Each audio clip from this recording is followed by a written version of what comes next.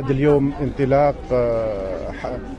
طبعة 2025 لأكتوبر الوردي. راح تكون تظاهرة على مستوى ملعب مصطفى شاكر، ثم ننطلق إلى أعالي شريعة وين راح يكون هناك حملة لتشجير في المناطق التي نالت منها النيران في الصائفة الماضية.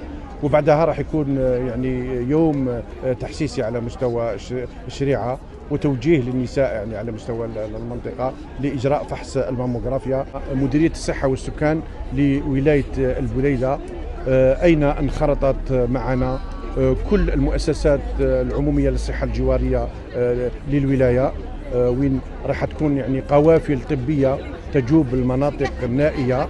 أيضا راح يكون فيها مكاتب للفحص والتوجيه على جميع مستوى العيادات المتعددة الخدمات لولاية البليدة.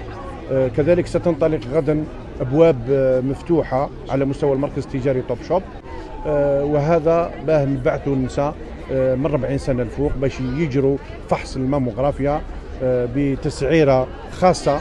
احنا اليوم جينا باش نديروا كما يقول لك تظاهرة تحسيسية لأصحاب مرضى السرطان، خاصة النساء، لأنه تظاهرة أكتوبر الوردي تخص النساء مرضى السرطان.